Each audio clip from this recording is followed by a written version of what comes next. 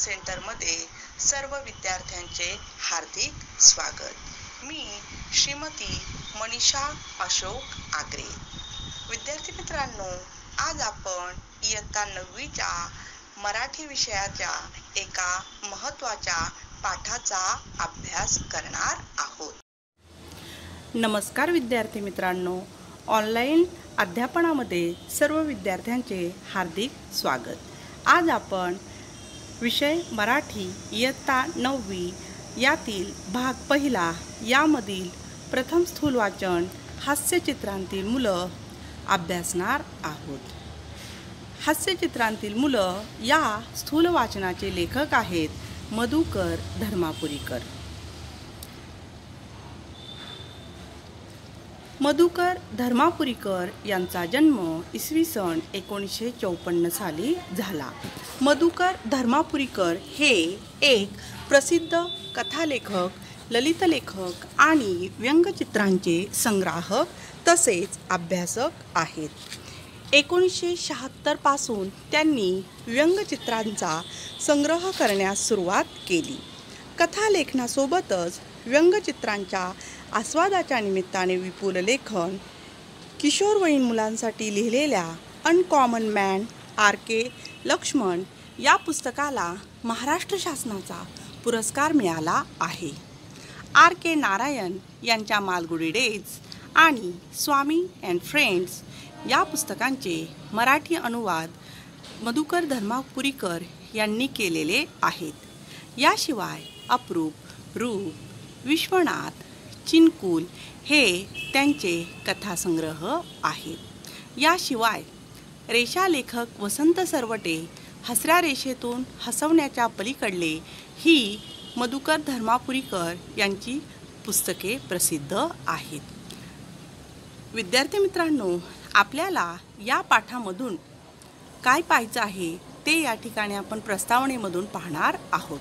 तर हास्यचित्र, व्यंगचित्र म्हणजे काय, ती कशी वाचायला पाहिजेत हे प्रस्तुत पाठातून सांगितले आहे. हास्यचित्रे, व्यंगचित्रे आपल्याला हसवतात, विचार करायला भाग पाडतात. हास्यचित्रे व व्यंगचित्रे यांमधील भेदाभेद दर्शवत लेखकांनी या चित्रदुनियेची सफर प्रस्तुत पाठातून घडवून आणलेली आहेत. आणि हा प्रस्तुत लेख वयम 2016च्या दिवाळी अंकातून घेतला आहे. विद्यार्थी मित्रांनो, या ठिकाणी तुम्हाला मधुकर धर्मापुरीकर यांचा फोटो दिसत आहे. तर यांनी लिहिलेला छान छान जो धडा आहे हास्यचित्रांतील मुलं, तो आता आपण सुरू करूयात. आता तुम्हाला या ठिकाणी तुमच्यासमोर 2 कार्टून्स दिसत आहेत. विद्यार्थी मित्रांनो, ही तर तुम्हाला चांगलीच माहीत असलेली कार्टून्स आहे. त्यामध्ये लिटिल कृष्णा आणि भीम आणि त्याचे साथीदार यांचं हे कार्टून आहे की हे पाहिल्यावर आपलं मनोरंजन होतं, आपल्याला हसायला येतं, म्हणून ही हास्यचित्र आहेत. अशाच हास्यचित्रांचा धडा आज आपण अभ्यासणार आहोत. बघा, या ठिकाणी सुद्धा एक छानसं कार्टून आहे. ते कुणाचं आहे बरं? चिंटू.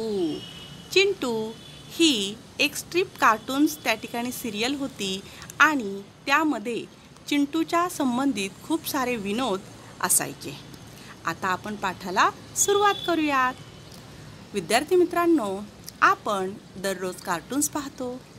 ती आपल्या इतक्या सवयीची झालेली आहेत की कार्टून्सच्या ऐवजी त्याला कुणी व्यंगचित्र किंवा हास्यचित्र म्हटलं की आपण थबकतो. की आजकाल इंग्लिश हे खूप त्या ठिकाणी ऐकलं आणि बोललं जातं. त्यामुळे कार्टूनला जर व्यंगचित्र किंवा हास्यचित्र जर म्हटलं तर आपल्याला त्या ठिकाणी वाटेल की अरे, हे काय बोलतायत, हे तर वेगळे शब्द आहे. शिवाय आपण सहसा जी पाहत असतो ती असतात स्ट्रिप कार्टून्स. स्ट्रिप कार्टून्स म्हणजे चित्रमालिका की एका पाठोपाठ एक त्याच्यामध्ये विनोद असतात. चिंटू ही त्याचे सर्वात महत्त्वाचे असे उदाहरण.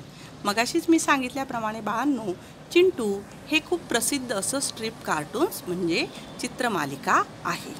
आता स्ट्रिप मालिकेमध्ये काय असतं बघा, अशा चित्राच्या पहिल्या भागात कुणीतरी कुणाला तरी सांगत असतं, बोलत असतं. मग त्याच्या दुसऱ्या तिसऱ्या भागात त्या सांगण्या बोलण्यातून उलगडणारी गंमत असते. कधी आपल्याला एकाच भागाचं कार्टून पाहायला मिळतं, ते पाहून खुदकन हसू येतं आपल्याला. असं हे हास्यचित्र असतं. पण हास्यचित्र म्हणजे काय असं विचारलं तर आपल्याला काय सांगता येईल? बघा विद्यार्थी मित्रांनो, की हास्यचित्र म्हणजे काय, की ते पाहिल्यावरती आपल्याला हसायला येतं, ते म्हणजे हास्यचित्र असं आपण एक मनात त्या ठिकाणी ठेवलेलं असतं. पण हास्यचित्र म्हणजे काय असा जर प्रश्न आपल्याला विचारला तर तुमची काय बरं उत्तरं असतील? आता बघा लेखकाने काय काय त्याची उत्तरं दिलेली आहेत. पुढचा परिच्छेद पाहूयात. कुणी सांगेल वेडवाकडं चित्र काढलं की ते झालं कार्टून. कुणी म्हणेल त्यात एक जोक असतो. आणि कुणी सांगेल त्यात एक माणूस असतो, तो दुसऱ्याला बोलतो, ते वाचलं की आपल्याला हसू येतं वगैरे. की या ठिकाणी लेखकाने काय सांगितलेलं आहे की चित्राची प्रत्येकाची कल्पना, प्रत्येकाची व्याख्या ही वेगवेगळी असेल. पुढे लेखक काय सांगतायत? हे सगळं सांगणं बोलणं बाजूला ठेवून आपल्याला हास्यचित्राची व्याख्या करायची झाल्यास अशी करता येईल. आता हास्यचित्र म्हणजे काय याची व्याख्या लेखकाने आपल्याला या ठिकाणी सांगितलेली आहे. सफाईदार रेषांनी काढलेलं गमतीदार चित्र म्हणजे हास्यचित्र. म्हणजे ही हास्यचित्राची व्याख्या आहे की सफाईदार रेषांनी काढलेलं गमतीदार चित्र म्हणजे हास्यचित्र. म्हणजे हास्यचित्रामध्ये काही ना काही गंमत ही हवीच, की जे पाहून आपल्याला हसायला यायला हवं. हास्यचित्राचे वैशिष्ट्य काय, तर ते पाहिलं की आपल्याला हसू येतं. आता हे झालं हास्यचित्र. आता पुढचं व्यंगचित्र. व्यंगचित्र म्हणजे हास्यचित्राचा पुढला टप्पा. व्यंगचित्रसुद्धा आपल्याला हसवतं, पण केवळ हसवणं एवढाच त्याचा हेतू नसतं. व्यंगचित्र पाहिल्यावर आपल्याला हसूही येतं आणि ते आपल्याला त्याशिवाय काहीतरी सांगू पाहत असतं. आपण जर त्या चित्रापाशी थोडं थांबून राहिलो तर त्यात काही गमतीदार विचार मांडलेला असतो, हे आपल्या लक्षात येतं. या ठिकाणी लेखकाने आपल्याला दोन्ही चित्रांमधला फरक सांगितलेला आहे. हास्यचित्र म्हणजे सफाईदार रेषांनी काढलेलं गमतीदार चित्र की जे पाहून आपल्याला हसायला येतं. पण व्यंगचित्र म्हणजे हास्यचित्राच्या पुढचा टप्पा असतो. ते पाहून आपल्याला हसायला तर येतच, पण त्यातून आपल्याला काही ना काही संदेश मिळत असतो. पुढे पहा विद्यार्थी मित्रांनो, मुलांची हास्यचित्र काढणं ही सर्वात अवघड गोष्ट आहे. मुलांची म्हणजे केवळ मुलांसाठीच नाही, तर हास्यचित्रात जी मुलं असतात ती मुलं काढणं फार अवघड असतं. का? तुम्ही काढून पहा, तेव्हा लक्षात येईल. आता लेखक काय सांगतायत की मुलांची हास्यचित्र काढणं हे सर्वात अवघड आहे. आता तुम्हाला वाटेल छोटी छोटी मुलं काढायची, त्यात काय अवघड? तर ते कसं अवघड असतं ते आता आपण पुढे पाहूयात. तुम्ही काढून पहा, तेव्हा लक्षात येईल. कारण लहान मुलांचं चित्र आकारानं लहान काढलं तर ते थोडंच लहान मुलाचं वाटणार, की आकार लहान काढला म्हणून ते लहान मुलाचं वाटणार आहे का? तर ते लहान मुलाचं आहे हे वाटण्यासाठी काय काय दक्षता घ्यावी लागते बघा. एखादा उंच माणूस काढला तर तो त्या उंच माणसाचा मुलगा वाटणार का? मग दाढी मिशा नसल्या की होईल का चित्रातलं पोरगं? नाही बुवा, तसंही होणार नाही. मग लेखकाने अनेक पर्याय ठेवले की दाढी मिशा नसल्या की झालं लहान मुलगा, असं होईल का? तर नाही. अजून एक पर्याय सुचवलाय पुढे बघा. त्याला शर्ट चड्डी घातली की होईल का ते पोरगं? चित्र काढायचा प्रयत्न केला की आपल्या या अडचणी लक्षात येतात. आणि लेखक मधुकर धर्मापुरीकर सांगतात, फक्त कपडे वेगळे घातली, फक्त वेगळे वेगळे ते दाखवले म्हणून ती लहान मुलं वाटत नाहीत. आणि हे तुमच्या कधी लक्षात येईल? जेव्हा प्रत्यक्ष तुम्ही चित्र काढायला घ्याल तेव्हा ते तुमच्या लक्षात येणार आहे. पुढे बघा, मोठ्या माणसाकडे आणि मुलाकडे आपण बारकाईनं पाहिलेलंच नाही, हेही आपल्या स्पष्टपणे लक्षात येईल. आणि आपल्या आजूबाजूला रोज आपण अनेक माणसं पाहत असतो, पण त्यातील मोठी माणसं आणि लहान मुलं यांच्यात काय फरक आहे हेही आपल्या त्या ठिकाणी चटकन मग लक्षात येईल. आणि इथेच व्यंगचित्रकारांचं कौशल्य लक्षात येतं. आणि व्यंगचित्रकार जे असतात की जे व्यंगचित्र काढतात त्यांची किती बारकाईने लक्ष आजूबाजूला असतं, त्यांची निरीक्षण क्षमता किती मोठी असते, किती बारीक असते, सूक्ष्म असते, हे आपल्याला त्यांचे व्यंगचित्र पाहिल्यावरती लक्षात येतं. मुलांसाठी विनोद करणं एक वेळ सोपं, पण व्यंगचित्रातलं मूल हे मुलासारखं दिसणं सर्वात कठीण. पुढे जाऊन लेखक काय सांगतात की मुलांसाठी विनोद करणं, लिहिणं ही सोपी गोष्ट आहे, पण एखाद्या व्यंगचित्रातलं लहान मूल दाखवायचे आणि ते अगदी हुबेहूब मुलासारखं दिसणं हे खूप कठीण म्हणजे अवघड काम असतं, असं लेखक या ठिकाणी सांगतात.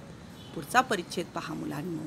आपण इथे वेगवेगळ्या व्यंगचित्रकारांनी आपापल्या व्यंगचित्रांत आणि हास्यचित्रांत लहान मुलं कशी काढली आणि त्यांच्या बोलण्यातून, वागण्यातून त्यांचं लहानपण कसं उमटलं आहे हे पाहूया. आता विद्यार्थी मित्रांनो, आपल्याला पुढे वेगवेगळे जे व्यंगचित्रकार आहे त्यांनी जी व्यंगचित्र आणि हास्यचित्र काढली आहे त्यातून लहान मुलं काढलेली आहेत आणि त्यांचं बोलणं आणि वागणं हे त्यातून आपल्याला कसं समजतं याची गंमत आता आपण पुढे पाहणार आहोत.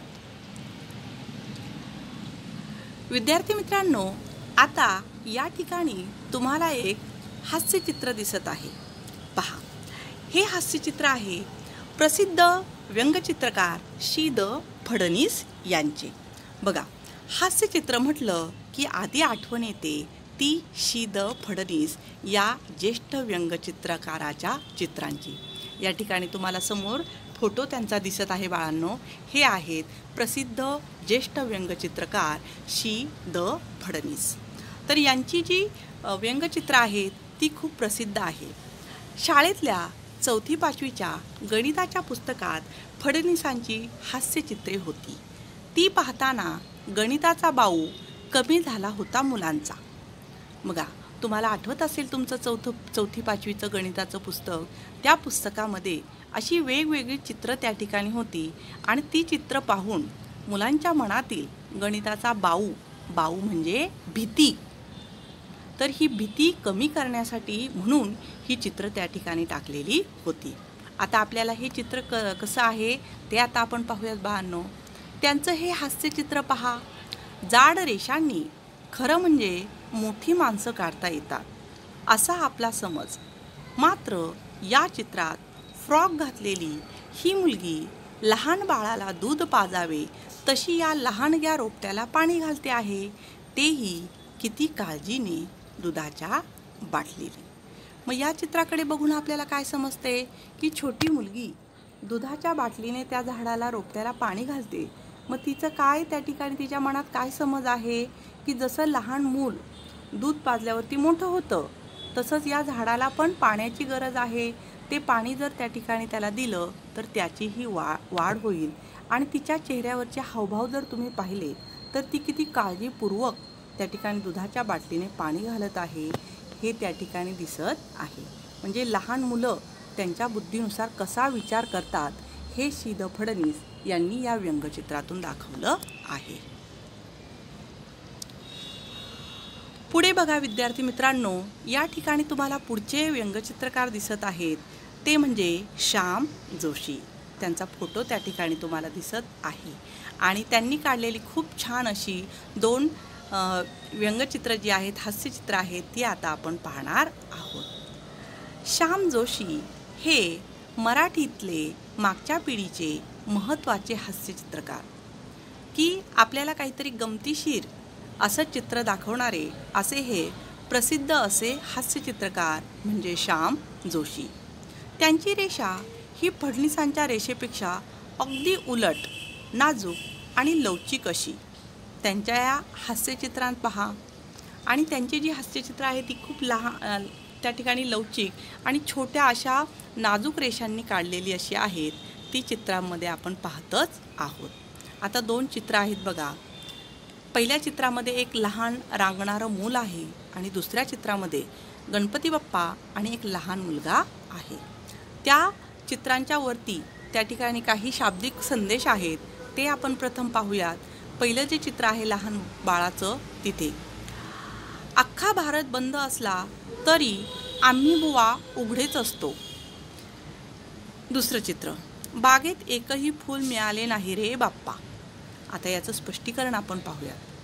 पहिल्या चित्रात अगदी रांगणारं मूल काढलं आहे. त्याची हालचाल जाणवते नाही का?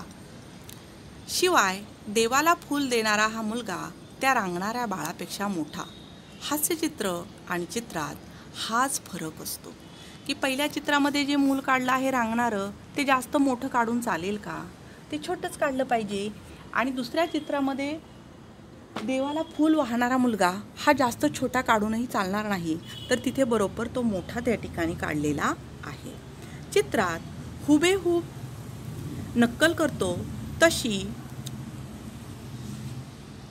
ती चित्राची गमतीदार नक्कल असते.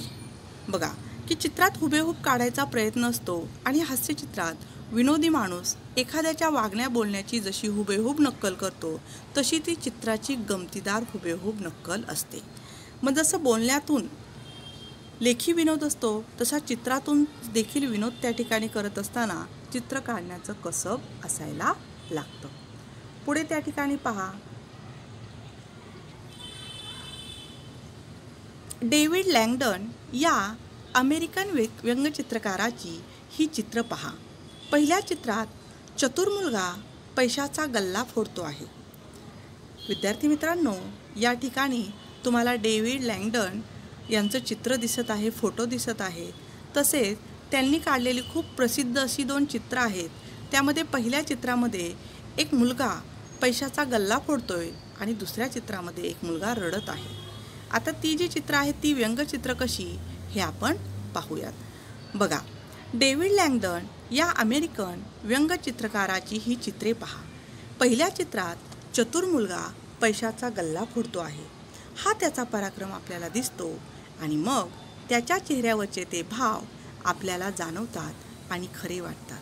मग गल्ला फोडताना तो आजूबाजूला बघत आहे. आपल्याला कोणी बघत तर नाही ना, याच्याकडे सुद्धा त्याचं बारीक लक्ष आहे. पुढे बघा दुसरं चित्र.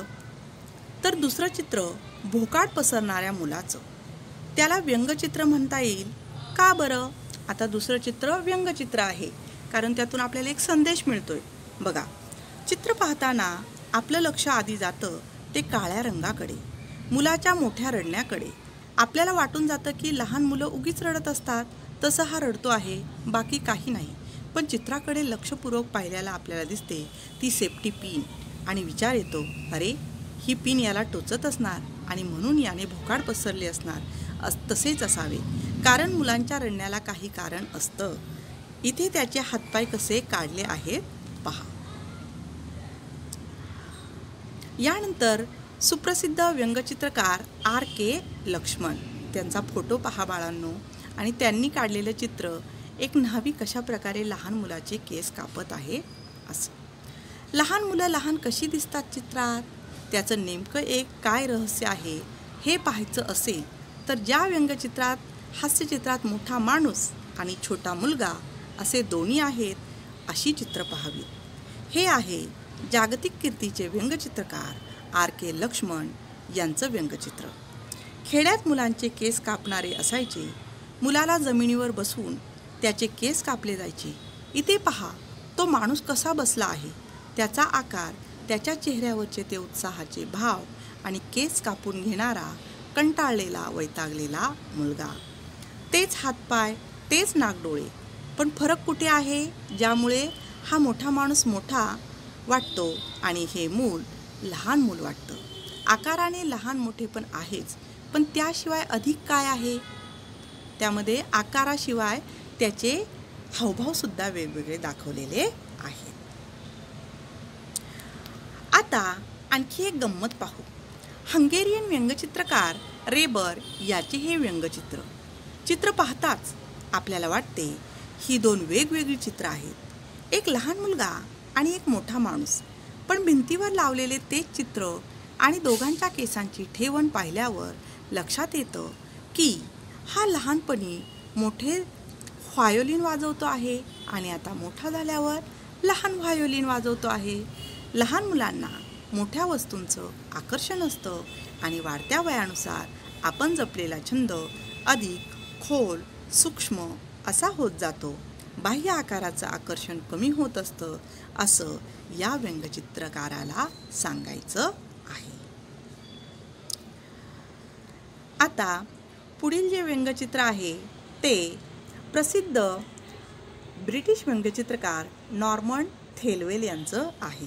त्यांचं चित्र या ठिकाणी फोटो तुम्हाला दिसत आहे बाळांनो, आणि त्यांनी काढलेलं गमतीशीर त्या ठिकाणी जे चित्र आहे व्यंगचित्र ते आता आपण अभ्यासूया.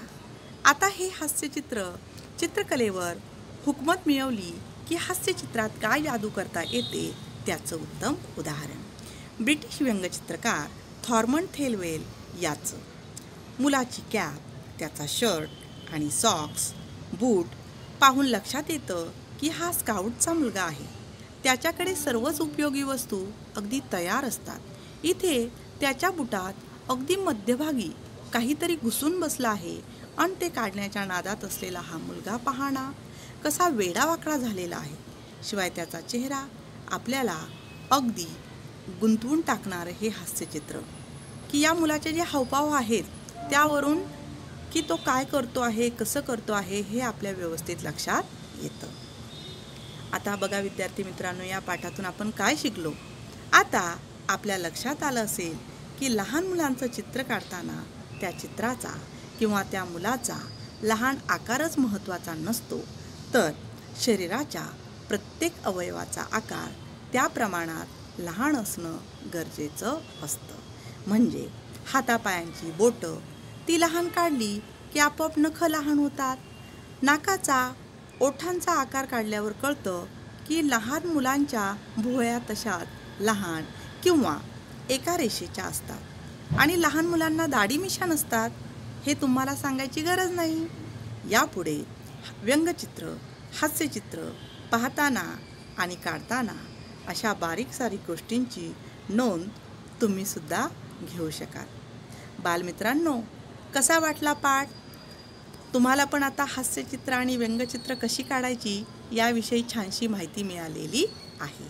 आणि मला वाटते की आता तुमच्यापैकी बरेच जण छान छान हास्यचित्रे आणि व्यंगचित्रे काढू शकतात. आता आपण या धड्याचा स्वाध्याय पाहूयात. विद्यार्थी मित्रांनो, स्थूल वाचन हा घटक कृतीपत्रिकेत म्हणजे प्रश्नपत्रिकेमध्ये 6 गुणांसाठी विचारला जातो. आपल्याला एकूण 4 स्थूल वाचन आहेत, तर त्यापैकी कोणत्याही 2 स्थूल वाचनावरती प्रश्न त्या ठिकाणी येत असतो आणि त्यापैकी एक प्रश्न तुम्हाला लिहायचा असतो. या ठिकाणी एकूण 6 प्रश्न दिलेले आहेत. ते प्रश्न तुम्ही स्वाध्यायामध्ये पूर्ण करायचे आहेत. धन्यवाद. विद्यार्थी मित्रांनो, आजचा हा घटक तुम्हा सर्वांना व्यवस्थित समजला असेल अशी मी आशा करते. तसेच या घटकावर मी जो स्वाध्याय दिलेला आहे तो स्वाध्याय तुम्ही व्यवस्थित पूर्ण